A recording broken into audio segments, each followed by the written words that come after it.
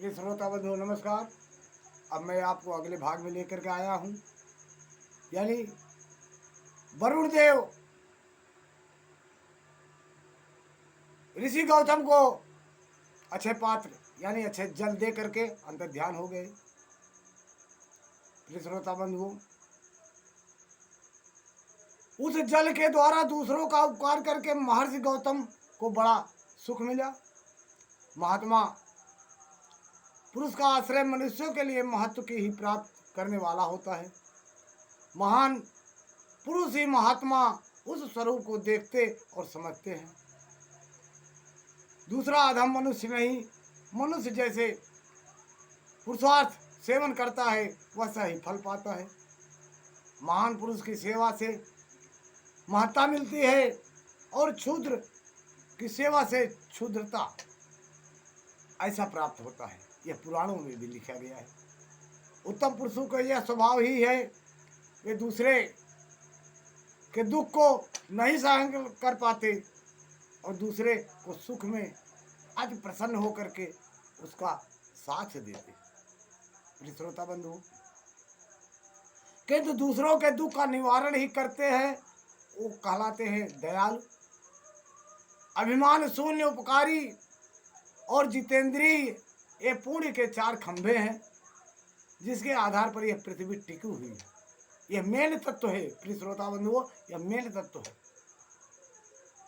दयालु, अभिमान शून्य, उपकारी और जितेंद्रिय, ये पुण्य के चार खंभे हैं जिसके आधार पर यह पृथ्वी टिकी हुई है।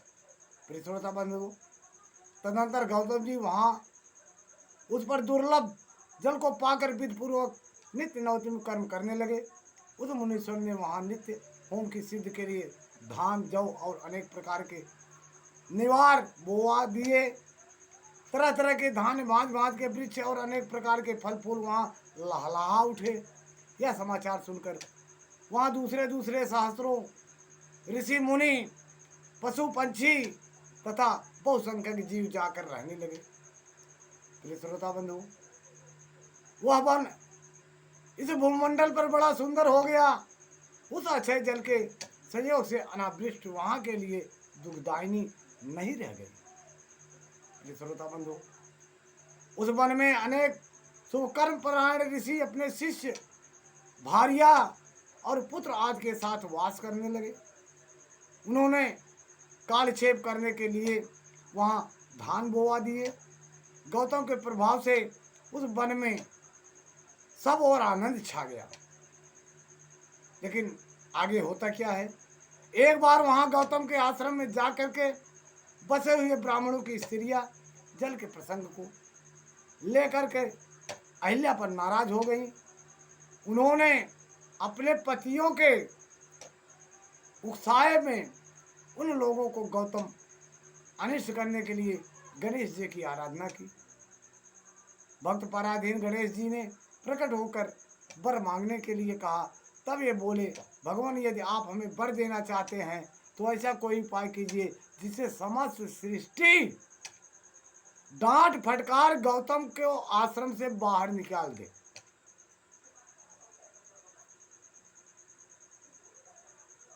प्रिय श्रोता बंधुओं, ऋषियों ने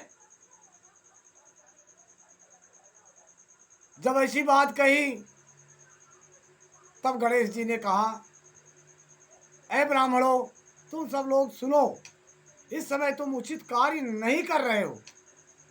बिना किसी अपराध के उन पर क्रोध करके तुम अपने जीवन को कष्ट में डाल रहे हो। तुम्हारी हानि ही हानि होगी। जिन्होंने पहले उपकार किया उन्हें यह दुख दिया जाए तो वह अपने लिए हितकारक नहीं होता। प्रिय श्रोता बंधु, तब उसने इस जगत में अपना ही नाश होता है। ऐसी तपस्या करके उत्तम फल की सिद्धि की जाती है। स्वयं ही शुभ फल का परित्याग करके अहितकारक फल को नहीं ग्रहण किया जाता। ब्रह्मा जी ने भी यह कहा है कि असाधु कभी साधुता को और साधु कभी असाधुता को नहीं ग्रहण करता। यह बात निश्चय ही ठीक जान लो। ऐ ब्राह्मणों, जिन गौतम ऋषि ने वरुण की तपस्या करके अच्छे जल को प्राप्त किया, उसी जल से तुम लोग अपनी भी खेती कर रहे हो, अपने परिवार का जीवन यापन कर रहे हो। जंगल हरे भरे हो गए, जीव जंतु आ गए, सबका यहाँ प्रेम बढ़ रहा है। लेकिन आप लोग उन स्त्रियों के कहने से गौतम ऋषि पर कलंक लगाना चाहते हो और उन्हीं को सबसे नीचे गिराना चाहते हो। वो तो तुम्हें दुख नहीं बल्कि सुख दिए। प्रिय श्रोता बंधुओं, जब इतनी बात गणेश जी बोले, ब्राह्मणों ने जिद कर लिया, हे स्वामी, आप हमारी पूजा से जो प्रसन्न हैं, अगर ऐसा नहीं करेंगे तो हम आपको अभिष्ट देव अपना नहीं मान सकेंगे। गणेश जी मजबूर हो गए, क्योंकि ब्राह्मण उनकी पूजा करते थे, उनकी तपस्या करते थे, उन पर श्रद्धा विश्वास लुटाते थे। इसलिए गणेश जी बोले, आगे क्या करना है इसके बारे में बताओ। तब ब्राह्मण आगे बोलते हैं। प्रिय श्रोता बंधु, ब्राह्मण क्या बोलते हैं, कैसे बोलते हैं, कैसे गौतम ऋषि का अनादर करते हैं, उसका क्या दंड मिलता है, क्या ऐसा करना चाहिए कि नहीं करना चाहिए, उन्हें गणेश जी भी समझा रहे हैं। लेकिन उनके समझ में नहीं आ रहा है, क्योंकि स्त्रियों के चक्कर में फंस करके सारे ब्राह्मण मति भ्रष्ट हो गए हैं। आगे ऐसे संत मुनि ज्ञानी महात्मा गौतम ऋषि के साथ क्या करने जा रहे हैं, ऐसी साध्वी अहिल्या के साथ क्या करने जा रहे हैं, इस भाग को मैं आपको अगले भाग में बताऊंगा। तब तक के लिए नमस्कार, धन्यवाद, जय शिव गुरु।